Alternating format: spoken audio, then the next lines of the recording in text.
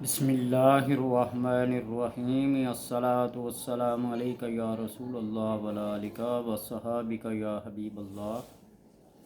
اللہم صلی علی محمد وعلی محمد، اللہم صلی علی محمد وعلی محمد، اللہم صلی علی محمد وعلی محمد۔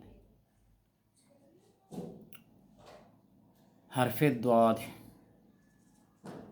حروف کی اس بحث میں حرف ضاد کے کچھ کمالات، کچھ خواص سامعین و ناظرین کی نظر۔ حرف ضاد نقطہ والا، یہ نقطہ منقوط اور غیر منقوط تفصیل ہر جگہ بتا دی ہے۔ یہ ناطق اور خشک ہے، طبعاً مزاجاً یہ خشک ہے۔ اس کے اعداد 800 ہیں، 800۔ اس کے کئی فوائد اور کمالات، لیکن آج کے جو اس کے فوائد اور کمالات ہیں جو صاحب کتاب نے لکھے ہیں،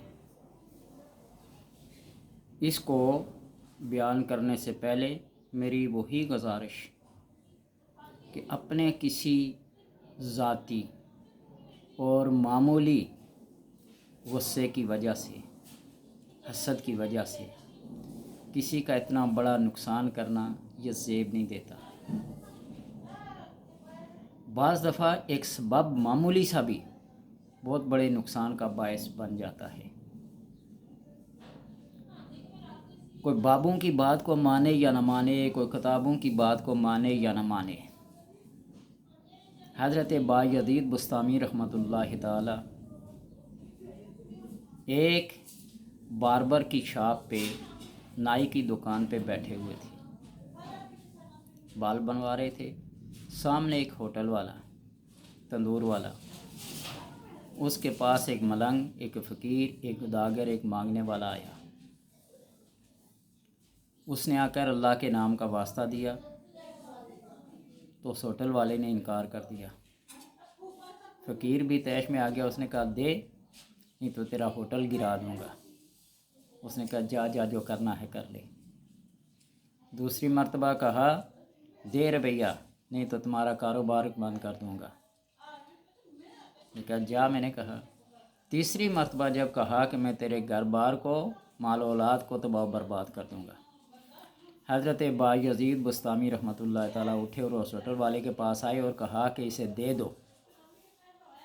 تو اس ہوٹل والے نے بڑے تعجب سے کہا کہ آپ جیسے بابوں کی وجہ سے ہی، آپ جیسے لوگوں کی وجہ سے ہی ان لوگوں نے یہ ڈھونگ رچایا ہوا ہے۔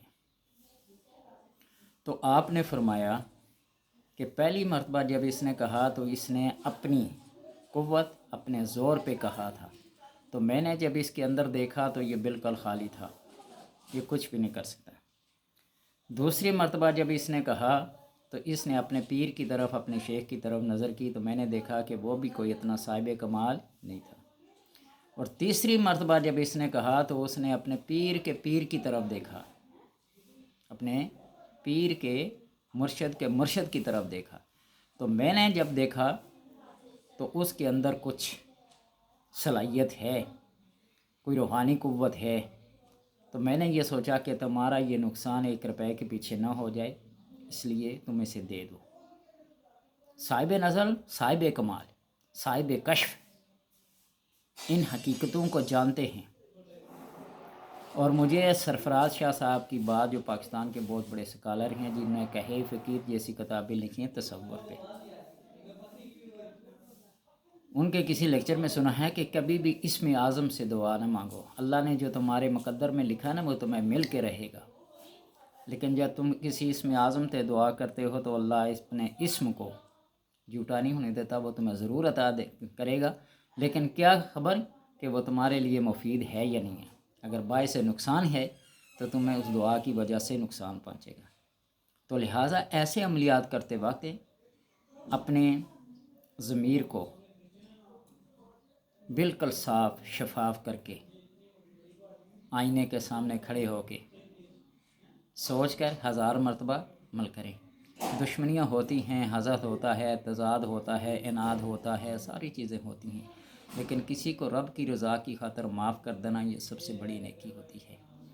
تو یہ باتیں اس لیے کہہ رہا ہوں کہ اس کی خاصیت میں، عبدالوہاب کی خاصیت میں جو ہے وہ یہ ہے کہ کسی شخص کے مکان کے گرانے کا ارادہ ہو، کسی کے کاروبار کو بند کرنے کا ارادہ ہو، کسی کی نوکری کو اس کی نوکری سے برخاست کرانا ہو، عہدے سے معزول کرانا ہو، اور کسی کے گھر میں مچھر، مکھیاں اور مینڈک جیسے عذاب کو نازل کرانا ہو، جس طرح بنی اسرائیل پہ نازل ہے بدفادی و آدم آیات فصلات، خون، مکھیاں، مینڈکیں، مچھر، ساری چیزیں اگر کسی کے گھر میں جمع کرنا چاہو تو ان چیزوں سے بچنا چاہیے۔ یہ اس حرف کا کیا ہے، ایک خاصیات بیان کی جا رہی ہیں۔ لوگوں کے گھر میں آگ لگانے کا عمل ہے، نقصان پہنچانے کا عمل ہے، کسی باعزت کو بے عزت کرانا مقصد ہو، تو اس لیے ایسے چیزوں سے بچا جائے تو بہتر ہے۔ ایک بحث چل رہی تھی تو اس ضمن میں اس حرف کو چھوڑ نہیں سکتا۔ اس کے جو بھی خواص ہیں، جس طرح اللہ تبارک و تعالیٰ کے اسماء جلالیہ، اسماء جمالیہ اور مشترک ہیں، یا قہار ہو، یا جبار ہو، یا متکبر ہو، یا قادر ہو، یا مقتدر ہو، یہ بھی ہیں، یا ستار ہو، یا غفار ہو، یا وہاب ہو، یہ بھی ہیں۔ تو اس لیے بندے کو سوچ سمجھ کر پڑھنا۔ اس حرف کو، حرف دعات کو یعنی نقطے والے حرف کو بکری کی کھال پر لکھ کر رات کے وقت کسی کے گھر کے اندر پھینک دیا جائے، وہ لکھا ہوا ٹکڑا کاغذ کا ہو، تختی کا ہو، پتھر کا ہو، جو بھی ہو، تو اس کے باشندے متفرق اور پریشان ہو جائیں گے۔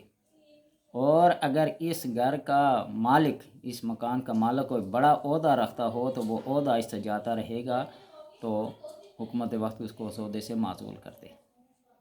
اس دعات کو لکھا جائے، لکھ کر۔ اب لکھنا کتنی مرتبہ ہے؟ اصل کمال کی بات یہ ہے، حاکم کی معزولی ہو، مکان کا گرانا ہو، جو بھی ہو،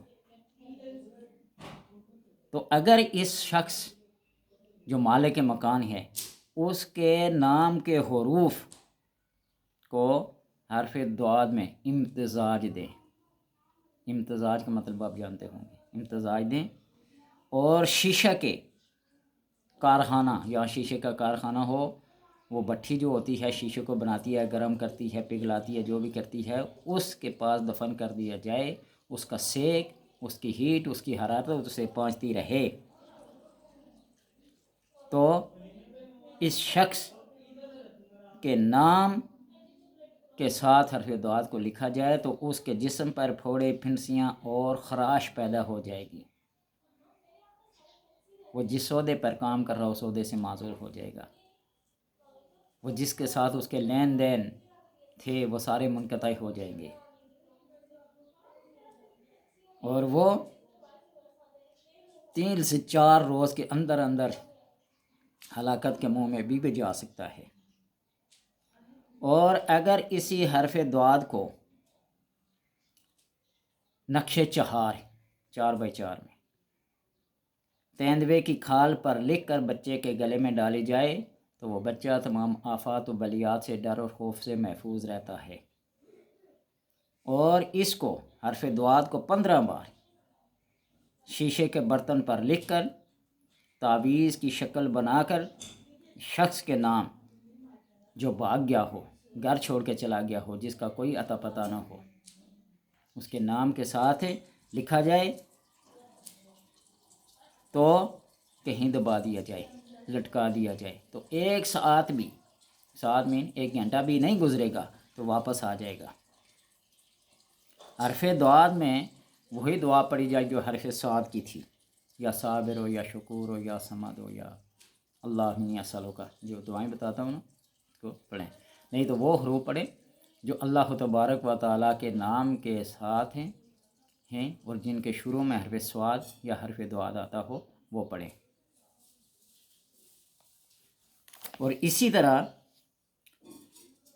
گھر کے اندر آسیب وغیرہ کو جلانا ہو، یہ فائدے کی بات ہے۔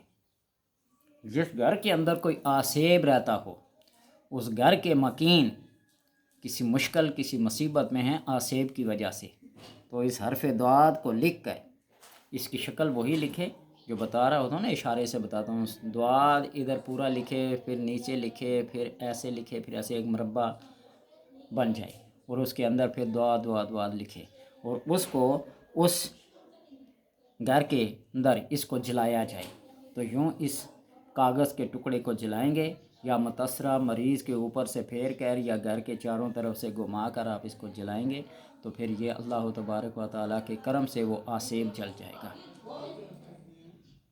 جلانے سے بہتر یہ ایک عمل ہے کہ گھر کے چاروں کونوں پہ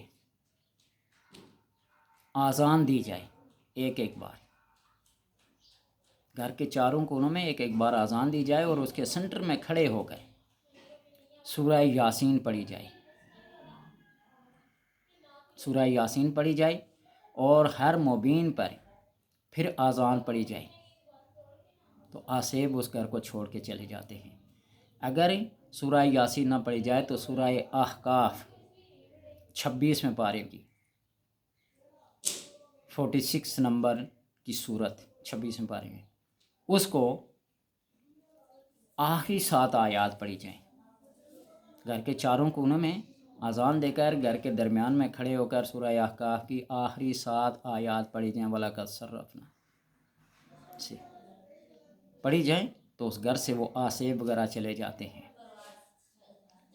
آگ کا عذاب دینا صرف اللہ تبارک و تعالیٰ کا خاصہ ہے، لہٰذا بہتر ہے کہ کسی کو جلانے سے اس کو اس چیز پہ مجبور کر دیا جائے کہ وہ گھر چھوڑ کے چلا جائے۔